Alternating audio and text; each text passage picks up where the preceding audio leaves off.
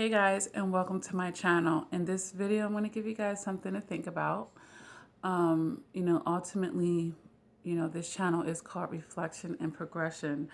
And, I use the art of reflecting to help us progress. We're not going to wallow in anything.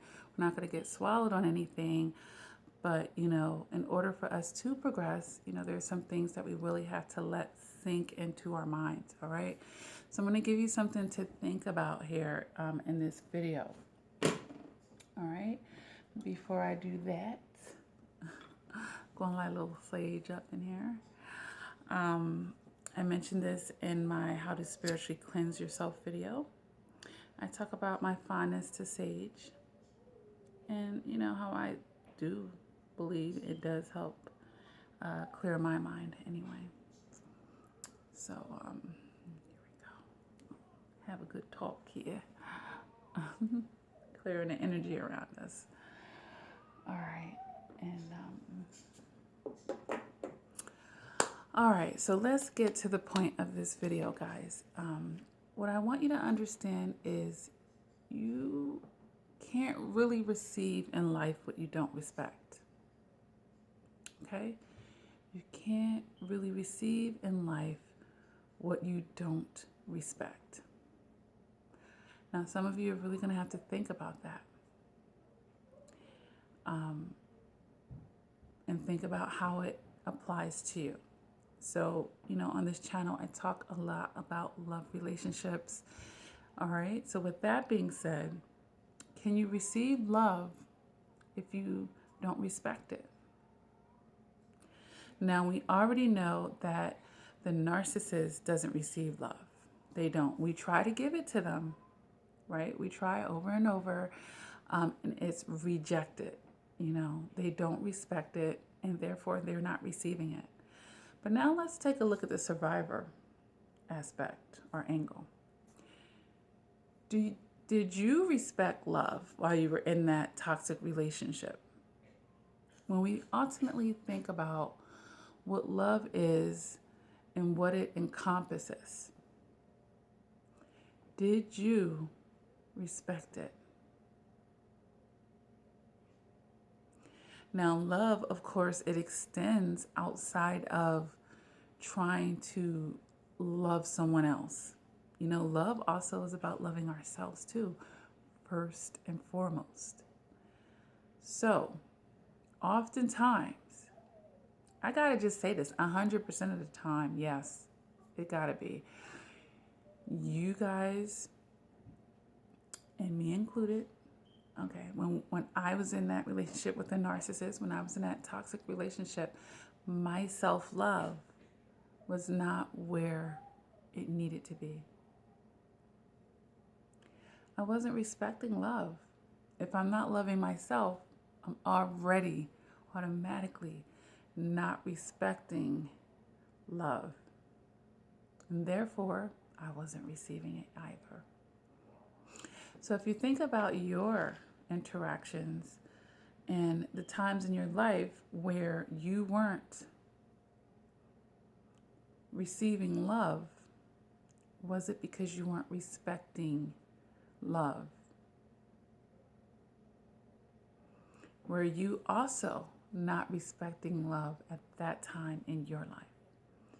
And are you still not respecting what love truly is?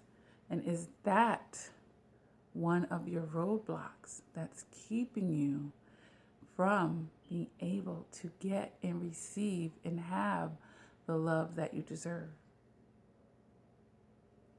And when I say that, I'm not just talking about getting that from another person yet again. I'm talking about already having myself filled with the self-love to begin with. Because that's a prerequisite, guys. That is a prerequisite before you can get it from other people. It's a prerequisite.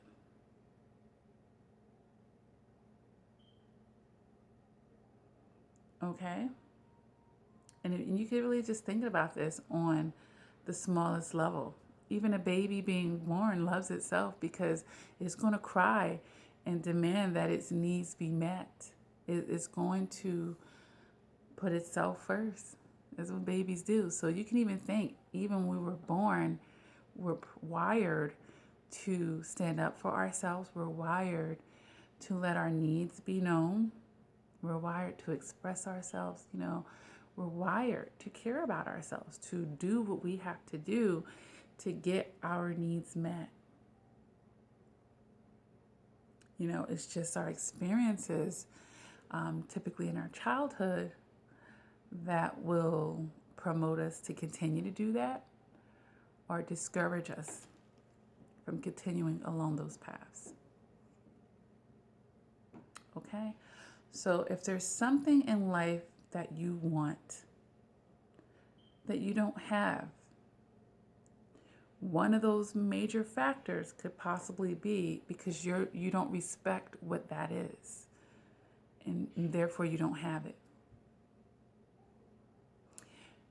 Let's think about different areas in life. Oh, I'm broke. Do you respect money?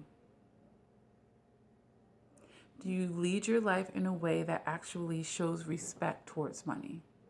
Are you reckless? Are you careless? Are you ignorant, uninformed, wasteful?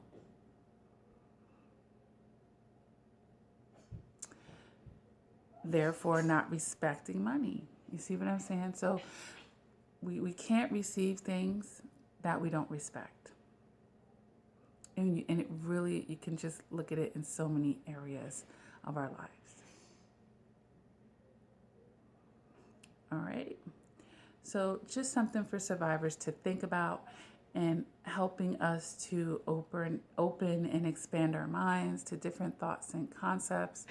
And, I'm really big on perceptions here on this channel, because the way that you're perceiving a situation, the way that you are looking at a situation, it means a lot in the healing process. All right. And it means a lot in reprogramming ourselves and correcting ourselves as well, because we have to change the way that we think. We have to change the way that we go about things. And it's tied to our perceptions. All right. So I hope that, gives someone something to think about.